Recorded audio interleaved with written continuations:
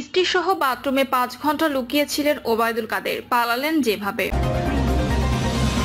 এদিকে বিএনপি ও আওয়ামী লীগের মধ্যে সংঘর্ষ, আহত 8। জানাবো উপদেষ্টারা নির্বাচনের কথা শুনলে ভয় পায়, বলছেন আমিনুল হক। বিতর্কিতদের উপদেষ্টা পরিষদ থেকে সরালে সরকারের ভাবমূর্তি রক্ষা হবে, বলছেন নুরুল হক।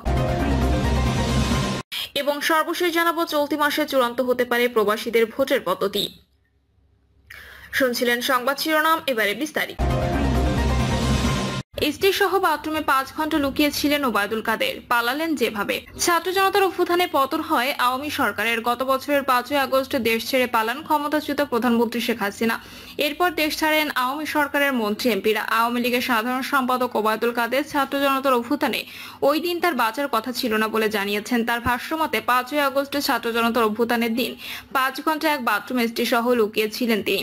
সেদিন বেঁচে থাকাটা পরম সৌভাগ্যের বিষয় বলে উল্লেখ করেছেন তিনি। সম্প্রতি ভারতীয় গণমাধ্যম দা ওয়ালের এক্সিকিউটিভ এডিটর অমল সরকারকে দেওয়া ওবায়দুল কাদেরের এক সাক্ষাৎকারে সোশ্যাল মিডিয়ায় ভাইরাল হয়েছে। সেখানেই তিনি ওই দিনের ঘটনা বর্ণনা করেন। ভাইরাল ভিডিওতে দেখা যায় অমল সরকারকে সাক্ষাৎকার দিচ্ছেন ওবায়দুল কাদের। তবে সেই সাক্ষাৎকারের সত্যতা স্বাধীনভাবে যাচাই করা সম্ভব হয়নি। ওই ভিডিওতে দেখা যায় ওবায়দুল কাদের বলেন, আমি খুবই ভাগ্যবান, সেদিন আমার বেঁচে থাকার কথা ছিল না, মৃত্যু থেকে অনেক কাছে ছিলাম। আমারই সংসদ এলাকায় আমার নিজের বাসাকে এড়িয়ে পার্শ্ববর্তী আরেকটা বাসায় আশ্রয় নিয়েছিলাম। তখন চারদিক থেকে মিছিল আসছিল। এটা আসলে ছিল প্রধানমন্ত্রীর গণভবন কেন্দ্রিক। তিনি বলেন, আমি যে বাসাটায় ছিলাম তারা সে বাসাতেও হামলা করে। তারা জানতো না যে সেখানে আমি আছি। আমার বাসা তারা লুটপাট করেছে, কিন্তু যে বাসায় আমি গিয়ে আশ্রয় নিলাম সেখানে হামলা করবে আমি ভাবতে পারিনি। দেখলাম অনেক লোকজন ঢুকে পড়েছে, তারা ভাঙচুর ও লুটপাট করতে থাকে। আমি আমার স্ত্রী সহ বাথরুমে লুকিয়েছিলাম, অনেকক্ষণ ছিলাম, প্রায় 5 ঘন্টা। তারপর একটা পর্যায়ে তারা বাথরুমের ভেতরেও কমর বেশি এগুলো লুটপাট করেছে। ওবায়দুল কাদের বলেন, আমার স্ত্রী তখন বাথরুমের দরজার সামনে দাঁড়িয়েছিলেন। তিনি বারবার বলছিলেন যে আমি অসুস্থ, যাতে করে তাদের প্রবেশ ঠেকানো যায়, কিন্তু তারা জোরপূর্বক ভেতরে ঢোকার হুমকি দিতে থাকে। বাথরুমে কি আছে তা লুট করতে চায়। এই অবস্থায় আমার স্ত্রী আমাকে জিজ্ঞাসা করে কি করব। আমি বললাম দরজা খুলে দাও। এরপর 7-8 জন যুবক ভেতরে ঢোকে এবং তারা অত্যন্ত আক্রমণাত্মক ভঙ্গিতে আচরণ করতে থাকে। হঠাৎ তারা আমার দিকে তাকিয়ে বলে, নেতৃত্ব চলে গেলেন, আপনি যাননি কেন? আমি তখন কিছু বলতে যাচ্ছিলাম, কিন্তু এর মাঝে তারা আচরণ পাল্টে ফেলে। কেউ একজন বলে আপনার ছবি তুলবো। তারপর শুরু হয় ছবি তোলা। কেউ কেউ সেলফিও নেয়। ধারণা করি এদের মধ্যে অনেকেই আমাকে চিনত। তিনি জানান, ঠিক কী কারণে প্রথমে তাদের মধ্যে এত আক্রমণাত্মক মনোভাব ছিল আর কেন হঠাৎ করে সেই আচরণ শীতল হয়ে গেল তা তিনি বুঝে উঠতে পারেননি। আচমকায় তারা ঠান্ডা মাথায় কথা বলা শুরু করেন। তাদের মধ্যে একটা গ্রুপ তখন চাইছিল তাকে রাস্তায় নামিয়ে সেনাবাহিনীর হাতে তুলে দিতে, আবার কেউ কেউ চেয়েছিল জনতার হাতে তুলে দিতে। এই পরিস্থিতি তার মনে গভীর চাপ ও মানসিক ভাঙন সৃষ্টি করে। এরপর তারা তাকে একটি শার্ট, লাল পতাকা সংবলিত ব্যাজ এবং মুখে কালো মাস্ক পরিয়ে সংসদ এলাকা থেকে গণভবন অভিমুখে বড় রাস্তায় হাঁটিয়ে নিয়ে যায়। হঠাৎ কোথা থেকে একটি খালি ট্যাক্সি বা ইজি বাইক এসে হাজির হয়। সেই মুহূর্তে রাস্তায় কোনো গাড়ি ছিল না। তিনি মনে করেন এটি হয়তো তার ভাগ্যের বিষয় ছিল।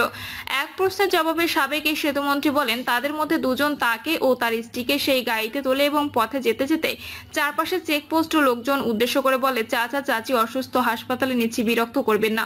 এইভাবে তারা তাকে অনেক দূরের একটি জায়গায় নিয়ে যায়। তিনি বলেন, ভাবতেও পারিনি যে তারা কয়েক মিনিট আগে বাথরুমে জোর করে ঢুকেছিল, তারাই আমাদের এভাবে রক্ষা করবে। সেদিন বেঁচে যাওয়া ছিল একেবারে অপ্রত্যাশিত। এটা ছিল পরম সৌভাগ্যের ব্যাপার। এটাই সবচেয়ে গুরুত্বপূর্ণ।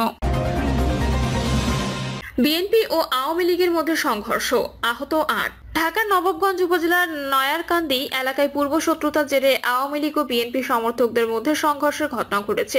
এতে নারী সহ অন্তত 8 জন আহত হয়েছেন। আহতদের মধ্যে 3 জনকে ঢাকা মেডিকেল কলেজ এবং 5 জনকে স্যার সলিমুল্লাহ মেডিকেল কলেজ হাসপাতালে চিকিৎসার জন্য নেওয়া হয়েছে। ঢামেক হাসপাতালের পুলিশ ক্যাম্পের পরিদর্শক মোহাম্মদ ফারুক জানান, সন্ধ্যার দিকে গুরুতর আহত রাজীব হোসেন, আবুল হোসেন এবং মনির হোসেন নামে 3 জনকে জরুরি বিভাগে ভর্তি করা হয়েছে। তিনি বলেন, আহতদের প্রাথমিক চিকিৎসা দেওয়া হয়েছে এবং বিষয়টি সংশ্লিষ্ট থানায় জানানো হয়েছে।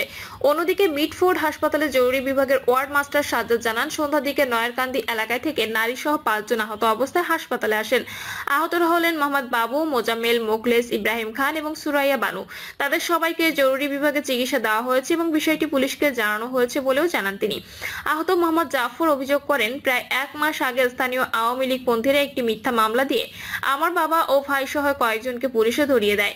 জামিনে মুক্ত হয়ে তারা বাসায় ফেরার পর একজন চুল কাটাতে বের হলে 15 থেকে 20 জন আওয়ামী সমর্থক দেশীয় অস্ত্র নিয়ে অতর্কিতে হামলা চালায়। তিনি বলেন, আমাদের একমাত্র দোষ আমরা বিএনপি করি। এই কারণে পরিকল্পিতভাবে আমাদের পরিবারের উপর হামলা চালানো হয়েছে। এতে আমার ভাবি সহ মোট 8 জন আহত হয়েছেন। এ বিষয়ে নবাবগঞ্জ থানার ওসি মমিনুল ইসলাম বলেন, হত্যা মামলার আসামিরা জামিনে এসে প্রথমে মালেক দেওয়ানের বাড়িতে হামলা করে, পরে উভয় পক্ষ সংঘর্ষে জড়িয়ে পড়েন। খবর পেয়ে পুলিশ ঘটনাস্থলে যায়। এখন পরিস্থিতি শান্ত আছে, তবে এখনো কোনো লিখিত অভিযোগ পাওয়া যায়নি। উপদেষ্টারা নির্বাচনের কথা শুনলে ভয় পায়, বলছেন আমিনুল হক। স্বৈরাচারের মতো অন্তর্বর্তীকালীন সরকারের কিছু কিছু উপদেষ্টা নির্বাচনের কথা শুনলে ভয় পায় বলে মন্তব্য করেছেন বিএনপির কেন্দ্রীয় ক্রীড়া বিষয়ক সম্পাদক, ঢাকা মহানগর উত্তর বিএনপির আহ্বায়ক আমিনুল হক। এ সময় আমিনুল হক অন্তর্বর্তীকালীন সরকারকে উদ্দেশ্য করে বলেন, আমরা জানি না কেন আপনাদের ভয় লাগে, কিসের ভয় আপনাদের? এদেশের সাধারণ মানুষ এবং বিএনপির প্রত্যেকটি নেতাকর্মী আপনাদের সমর্থন দিয়েছে। দ্রুত সময়ের মধ্যে আপনারা একটি অবাধ, সুষ্ঠু ও নিরপেক্ষ নির্বাচন দেবেন, কিন্তু নির্বাচনের কথা শুনলেই কেন জানি আপনাদের গায়ে জ্বালা ধরে যায়। সংস্কার ও বিচারের কথা বলে এবং নতুন নতুন অজুহাত সামনে দাঁড় করিয়ে দেন। নির্বাচন দিতে সমস্যা কোথায় অন্তর্বর্তী সরকারকে প্রশ্ন রেখে তিনি আরো বলেন, নির্বাচন দিতে আপনাদের সমস্যা কোথায়? এদেশের মানুষ আপনাদের কাছে জানতে চায়, আমরাও জানতে চাই। নির্বাচন প্রসঙ্গ টেনে আমিনুল হক বলেন, নির্বাচন হচ্ছে একটি গণতান্ত্রিক প্রক্রিয়া, এদেশের জনগণের মতামতের একটি প্রক্রিয়া। আমরা গণতন্ত্রকে বিশ্বাস করি। বিএনপি সবসময় গণতন্ত্রের পক্ষে কথা বলেছে, এদেশের সাধারণ মানুষের পক্ষে কথা বলেছে। সেই সাধারণ মানুষের যে প্রত্যাশা, গত 15 বছর যারা নতুন করে ভোটার হয়েছেন এবং এদেশের মানুষ যারা ভোট দিতে পারে নাই, কিভাবে ভোট দিতে হয় তাও তারা জানে না, সেই মানুষগুলো তারা ভোট দেওয়ার জন্য অপেক্ষা রয়েছে। কিন্তু অন্তর্বর্তী সরকারের কিছু উপদেষ্টা, কিছু ষড়যন্ত্রকারী, কিছু গণমাধ্যমের ষড়যন্ত্রকারীরা তারা ষড়যন্ত্রের বীজ বপন করে নির্বাচনকে পিছিয়ে দেওয়ার অপচেষ্টা করছে। দেশে কিছু হলেই বিএনপির উপর দোষ চাপিয়ে দেয় একটি গোষ্ঠী। মন্তব্য করে আমিনুল হক বলেন, দেশে কিছু হলে ভালো হোক আর মন্দ হোক, বিএনপির দোষ বলে একটি গোষ্ঠী চালিয়ে দেয়। বিএনপি অত্যন্ত আন্তরিকভাবে এদেশের মানুষের জন্য কাজ করে, এদেশের জনগণের যে প্রত্যাশা সেই প্রত্যাশা পূরণের জন্য কাজ করে। রাষ্ট্রীয় সংস্কারের জন্য 31 দফার গুরুত্ব তুলে ধরে তিনি বলেন, বিএনপি এদেশের সাধারণ মানুষের মৌলিক চাহিদাগুলো পূরণের লক্ষ্য নিয়ে কথা বলছে। বিএনপির ঘোষিত রাষ্ট্র কাঠামো মেরামতের 31 দফার কর্মপরিকল্পনা সঠিকভাবে বাস্তবায়ন করতে পারলে বাংলাদেশের সব রাষ্ট্রীয় প্রতিষ্ঠানগুলো পরিপূর্ণভাবে সংস্কার করা সম্ভব হবে। বিএনপির এই কেন্দ্রীয় নেতা বলেন, বাংলাদেশের মানুষ একটি অবাধ ও সুষ্ঠু নির্বাচন দেখতে চায়, তারা আর কোনো বিশৃঙ্খলা এবং কোনো রাজনৈতিক হিংসা দেখতে চায় না।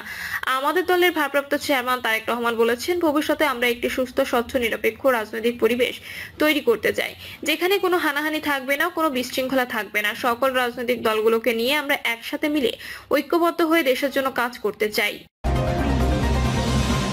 বিতর্কিতদের উপদেষ্টা পরিষদ থেকে সরালে সরকারের ভাবমূর্তি রক্ষা হবে, বলছেন নুরুল হক নূর।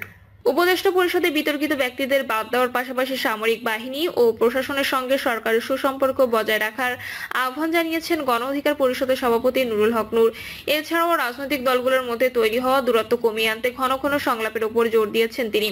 নুরুল হক নূর বলেন, আমরা প্রধান উপদেষ্টাকে বলেছি যে সকল উপদেষ্টা নিয়োগ নিয়ে বিতর্ক হয়েছে, বিশেষ করে ছাত্র আন্দোলনের পটভূমি থেকে আসা যেসব উপদেষ্টার বিরুদ্ধে কোনো রাজনৈতিক দলের সঙ্গে যুক্ত থাকার অভিযোগ উঠেছে, তাদেরকে উপদেষ্টা পরিষদ থেকে সরিয়ে দিলে সরকারের ভাবমূর্তি রক্ষা পাবে।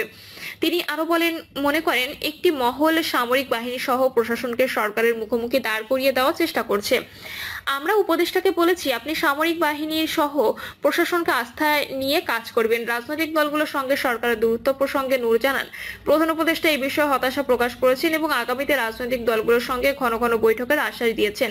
করিডোর ইস্যু নিয়ে গণ অধিকার পরিষদের পক্ষ থেকে সরকারকে বর্তমানে কোনো সিদ্ধান্ত না দেওয়ার আহ্বান জানানো হয়েছে।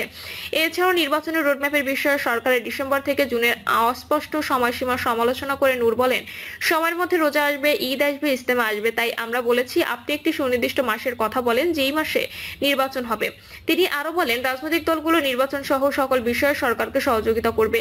উপদেষ্টা পরিষদের পুনর্গঠন নিয়ে প্রধান উপদেষ্টা সরাসরি কোনো মন্তব্য না করলেও নুরুল হক নূর জানান যে উপদেষ্টা বিনিয়োগের সময় অনেক নতুন মুখ ছিলেন এবং বর্তমানে তাদের পারফরম্যান্সের ভিত্তিতে যোগ্যতা যাচাই করা হচ্ছে বলে তিনি স্বীকার করেছেন।